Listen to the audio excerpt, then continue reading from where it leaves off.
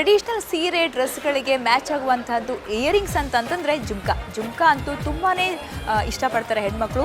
ನಾನಿವಾಗ ರಾಜಸ್ಥಾನಿ ಮೀನಾಕಾರಿ ಜುಮ್ಕಾಗಳನ್ನು ಹಿಡ್ಕೊಂಡಿದ್ದೀನಿ. ತುಂಬಾ ಸಖತ್ತಾಗಿದೆ. ಇದೇನಪ್ಪ ಡಿಫ್ರೆಂಟ್ ಅಂತಂದರೆ ಇದರಲ್ಲೇ ಪೇಂಟಿಂಗ್ ಮಾಡಿರುವಂಥ ಡಿಫ್ರೆಂಟ್ ಆಗಿರುವಂಥ ಜುಮ್ಕಾಗಳು ರಾಜಸ್ಥಾನಿ ಮೀನಾಕಾರಿ ಜುಮ್ಕಾ ಅಂತಾರೆ. ಡಿಫ್ರೆಂಟ್ ವೆರೈಟಿ ಡಿಫ್ರೆಂಟ್ ಡಿಸೈನ್ಗಳಲ್ಲಿ ಸಿಗುತ್ತೆ. ಬನ್ನಿ ನೋಡೋಣ ಯಾವ್ಯಾವೆಲ್ಲ ಡಿಸೈನ್ ಇದೆ ಅಂತ ನೋಡೋಣ.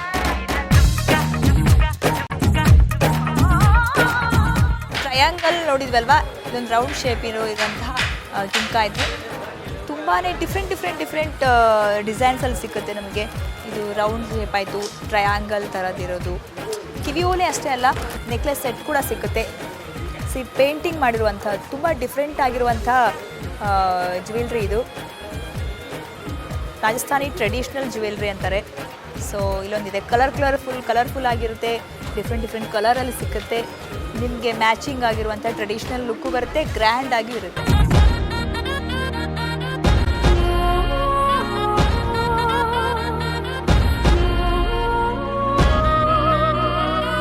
ಸೊ ಹಾಗೆ ಹೇಳಿದ್ನಲ್ಲ, ಜುಮ್ಕಾಗಳಲ್ಲಿ ವೆರೈಟಿ ಜುಮ್ಕಾ, ಡಬಲ್ ಜುಮ್ಕಾ ಬಂದಿರುವಂಥ ತುಂಬ ಡಿಫ್ರೆಂಟ್ ಆಗಿ. ಇದರಲ್ಲಿ ಕಲರ್ಸ್ ಇದ್ದಾವೆ, ಎಲ್ಲ ಕಲರ್ಸ್ಗಳು ಸಿಗುತ್ತೆ. ಸೊ ತುಂಬ ಚೆನ್ನಾಗಿರುತ್ತೆ. ಎಲ್ಲ ಡ್ರೆಸ್ಗಳಿಗೂ ಆಗುತ್ತೆ, ಬಟ್ ಟ್ರೆಡಿಷ್ನಲ್ ಡ್ರೆಸ್ಗಳಿಗೆ ಮಾತ್ರ. ಈಗಂತೂ ತುಂಬಾ ಟ್ರೆಂಡ್ ಆಗಿರೋದು ಅಂದರೆ ದೊಡ್ಡ ಪೆನೆಂಟ್ ಇರುವಂತಹ ಸರಗಳು. ಸೊ ಇದು ನೋಡಿ, ಈ ಜ್ಯುವೆಲ್ರಿ ಸಿಲ್ವರ್ ಮಿಕ್ಸ್ಡ್ ಆಗಿರುವಂತಹ ಜ್ಯುವೆಲ್ರಿ ತುಂಬಾ ಚೆನ್ನಾಗಿದೆ. ಲುಕ್ ಸಖತ್ತಾಗಿದೆ. ಅದರಲ್ಲೇ ಸ್ವಲ್ಪ ಡಿಫ್ರೆಂಟ್ ಇದು ಕ್ರಿಸ್ಟಲ್ ಇದು ಪರ್ಲ್ ಇರುವಂಥದ್ದು. ಸೊ ಇದರಲ್ಲಿ ವೆರೈಟಿ ಕಲರ್ ಸಿಗುತ್ತೆ, ಎಲ್ಲ ಡ್ರೆಸ್ಗಳಿಗೂ ಮ್ಯಾಚ್ ಆಗುತ್ತೆ.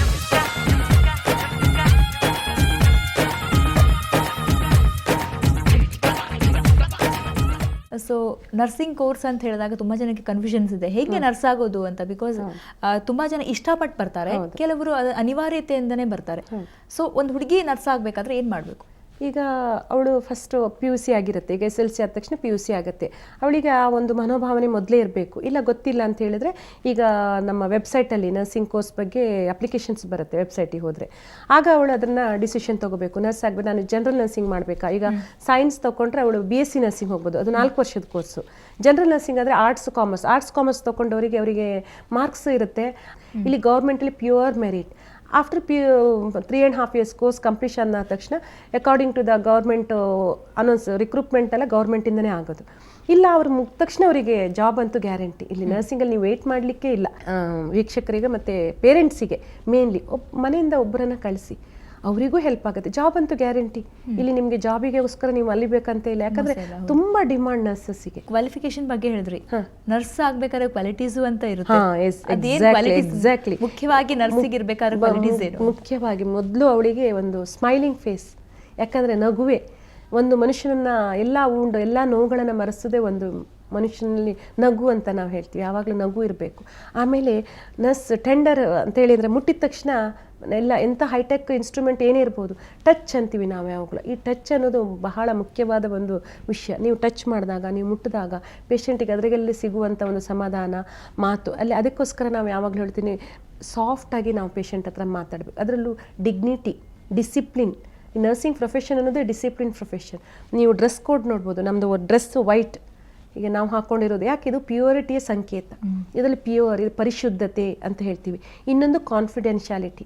ಏನೇ ಕೇಸಸ್ ಇರಲಿ ನಾವು ಒಂದು ಡಿಸ್ಕ್ಲೋಸ್ ಮಾಡುವಾಗಿಲ್ಲ. ನಾವಲ್ಲಿ ಜಾತಿ ಭೇದ ಭಾವ ಏನೂ ಇಲ್ಲ. ನಮಗೆಲ್ಲ ಪೇಷಂಟು ಒಂದೇ.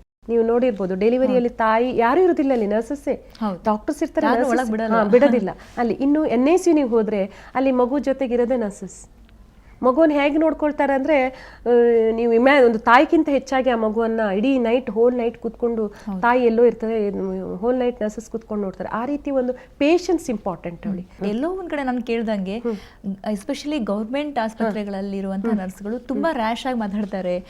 ಏನೋ ಅವ್ರಿಗೆ ತುಂಬಾ ಬೈದ್ ಬಿಡ್ತಾರೆ, ಏನಾದ್ರು ಕೇಳಿದ್ರೆ ಬೈದ್ ಬಿಡ್ತಾರೆ. ಹಾಗೆ ಅದು ಎಸೆಪ್ಷನ್ಸ್, ಎಲ್ಲ ಫೀಲ್ಡ್ ಅಲ್ಲಿ ಎಸೆಪ್ಷನ್ಸ್ ಇದ್ದೇ ಇರುತ್ತೆ. ಆದ್ರೆ ಅಂಥದ್ದು ರ್ಯಾರ್. ನೀವು ನೋಡಿರ್ಬೋದು, ಯಾಕಂದ್ರೆ ವರ್ಕ್ ಸ್ಟ್ರೆಸ್ ಅವರಿಗೆ ತುಂಬ ಇರುತ್ತೆ ಗೌರ್ಮೆಂಟ್ ಡಿಪಾರ್ಟ್ಮೆಂಟ್ಲಿ. ಯಾಕಂದರೆ ತುಂಬ ನಾನಾ ಥರದ್ದು ಪೇಷಂಟ್ಸು, ತುಂಬ ಇವರು ಬರ್ತಾರೆ, ಅನ್ಎಜುಕೇಟೆಡು ಬರ್ತಾರೆ.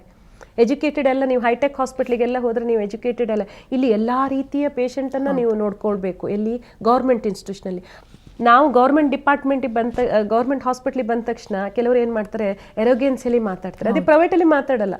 ನೀವು ನೋಡಿರ್ಬೋದು ಪ್ರೈವೇಟಲ್ಲಿ ಎಷ್ಟು ಸಾಫ್ಟ್ ಆಗಿ ಹೊರಗಡೆ ನಿಲ್ಲಿ ಅಂದರೆ ಹೊರಗಡೆ ನಿಂತು ಬಿಡ್ತಾರೆ ಅವರು, ಹೊರಗಡೆ ಇರಬೇಕು ನೀವು ಅಂತ ಹೇಳಿ ಹೊರಗಡೆ ಇರ್ತಾರೆ ಅವರು. ಆದರೆ ಇಲ್ಲಿ ಹಾಗಲ್ಲ, ಎರೋಗೆನ್ಸಿ ಅಂತ ಗೌರ್ಮೆಂಟ್ ಡಿಪಾರ್ಟ್ಮೆಂಟ್ ಏನು ಮಾಡಿದ್ರು ನಡೆಯುತ್ತೆ ಅಂತ ಜನರಲ್ಲೂ ಆ ಒಂದು ಮನೋಭಾವನೆ, ಅದು ತಪ್ಪು, ಹಾಗೆ ಮಾಡಬಾರ್ದು.